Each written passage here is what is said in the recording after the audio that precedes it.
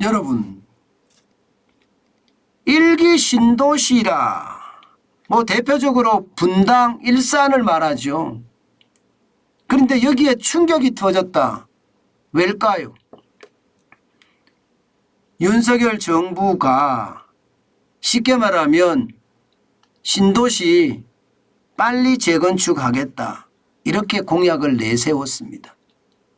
그 공약에 따라서 일기 신도시들이 굉장히 빠르게 재건축이 될 거다 그렇게 기대를 했었는데 윤석열 정부 첫 번째 부동산 정책 발표에서 신도시가 빠졌습니다.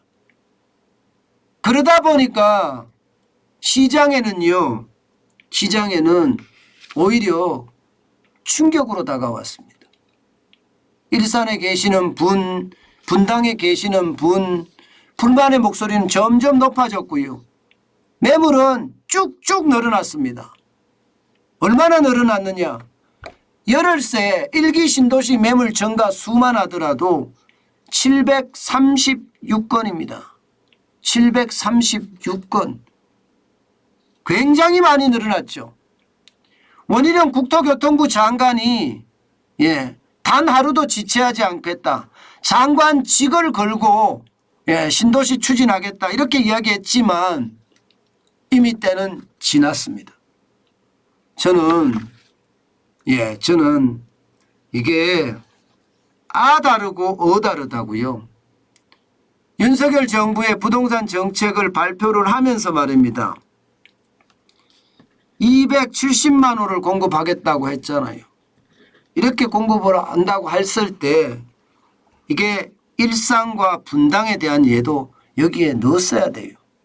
그러면서 추진을 해가는 게 정답이다. 물론 대단지이기 때문에 계획을 잡고 설계를 하고 이주대책을 세우고 순차적으로 재개발을 들어가고 진짜 쉽지 않은 일입니다. 하루 이틀에 해결될 수 있는 문제는 전혀 아니고요. 1년 만에 해결될 수 있는 문제도 아닙니다. 그렇기 때문에 아주 치밀한 계획하에 순서대로 이게 집행이 됐었어야 돼요. 그런데 이게 덥석 말입니다. 270만 호 공급에만 급급해서 공약이고 나발이고 죄송합니다. 나발이고까지 나왔습니다. 죄송합니다. 공약도 무시해 가면서 발표를 해버리니까 일산이나 분당에 있는 사람들, 일기 신도시 사람들이 뿔이 날 수밖에 없었죠. 저는 참 아마추어 같다 그런 생각을 해요. 참 아마추어 같다. 법과 원칙을 중요시 여긴다면서 여기서 원칙이라는 것은요. 대통령의 공약도 원칙이거든요. 그러면 그 원칙을 중심으로 해서 부동산 정책을 짰어야죠.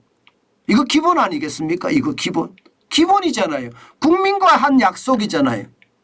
그런데 그 기본이 저는 무너졌다 이런 생각이 드는 거예요.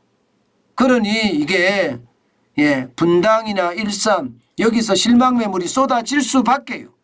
여러분 한번 보세요. 얼마나 쏟아지는지. 분당에서는요. 지난 8월 16일까지만 하더라도 매물이 3,614건이었습니다. 그런데 8월 26일에 3,744건으로 늘어났습니다.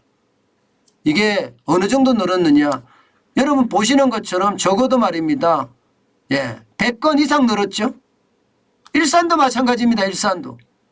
8월 16일까지 6,048건이 6,460건으로 늘어났습니다. 여기는 420건이 넘게 늘어났죠. 군포 3번도 마찬가지입니다. 1,019건에서 1,109건으로 늘어났습니다. 부천 중동도 마찬가지고요. 1,328건에서 1,414건으로 늘어났습니다. 안양 평촌동도 마찬가지입니다. 539건에서 557건까지 늘어났습니다. 그러니까 일기 신도시 전체적으로 보면 8월 16일까지만 하더라도 12,548건이었던 것이 8월 26일 딱 열흘이 지나고 나서요. 실망 매물이 멈청 쏟아진 거예요. 13,284건이 늘어난 겁니다. 그러니까 이걸 기준으로 해보면 736건이 열흘 만에 늘어났다는 거예요. 열흘 만에. 쏟아진다고 이야기할 수 있죠. 열흘 만이면. 쏟아진다고 이야기할 수 있습니다.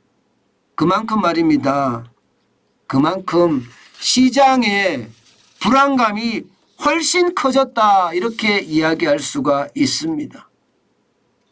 여러분 지금 이렇게 되면요. 아마 시장의 어떤 대세 하락 점점 현실화될 가능성 굉장히 큽니다. 저는 시장이라는 것은요.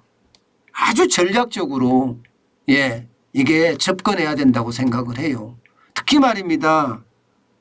일기 신도시뿐만 아니라 수도권에 일기 신도시만큼 오래된 아파트들이 많거든요. 그런 것까지 아주 전략적으로 접근을 해야 되는데 이게 성급하게 접근을 하니까 모든 문제들이 터지는 것은 아닌가. 저는 그런 생각도 진짜 많이 해봅니다. 시장의 불안감은요. 아마 점점 커지지 않겠느냐. 저는 그렇게 생각을 해요. 일기 신도시가 이렇게 계속해서 나온다고 하면 말입니다. 결국 말입니다.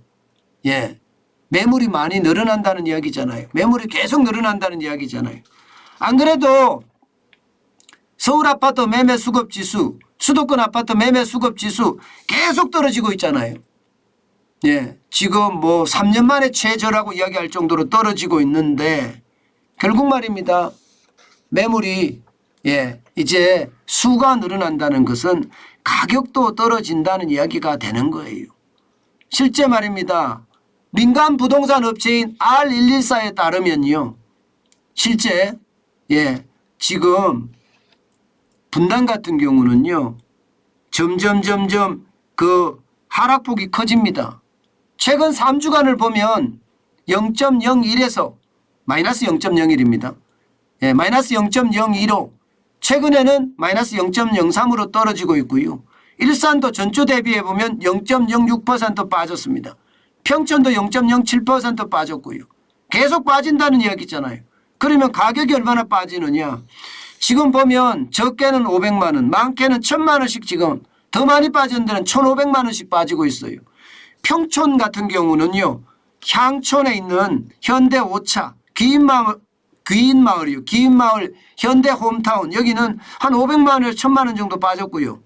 일산 같은 경우도 마찬가지입니다. 일산도 1000만 원에서 1500만 원 정도 지금 빠지고 있습니다. 그만큼 특별법이 지연되면서 하락폭도 점점 더 커지지 않겠느냐 그런 예상을 하고요. 심지어 말입니다. 여러분. 심지어 시장에서는요. 이미 부동산은 금리 인상 때문에 하락의 어떤 방향으로 틀었다. 다시 말해서 대세 하락기에 접어들었다 이렇게 이야기하거든요. 그런데 여기에 이제 공급 폭탄까지 같이 겹치면 더 빨리 떨어지지 않겠느냐 이런 예상도 계속 나오는 것도 현실입니다. 여러분 제가 부동산의 지표 조금만 달라진 지표만 나와도 여러분에게 제가 일요일이고 휴일이고 뭐 평일이고 계속 설명을 하잖아요. 그 이유가 시장은요 시시각각 계속 변해가고 있다는 얘기예요. 그 변해가는 것 지표끼리 연결시키면 추세선이 되거든요. 그 추세선을 보면 지금 부동산 시장은 더 떨어진다. 집값은 앞으로 더 떨어진다. 이 말이 틀린 말이 아니다. 저는 그렇게 생각을 합니다. 그만큼 경기 침체가 되고요. 금리를 올리게 되고요. 여기에 따라서 부동산 전체적으로는 떨어질 수밖에 없는 그런 상황으로 간다 하는 게 지금 현재까지의 상황을 가지고 예측해 본 것입니다. 그만큼 추세선이 우하향하고 있다는 이야기입니다.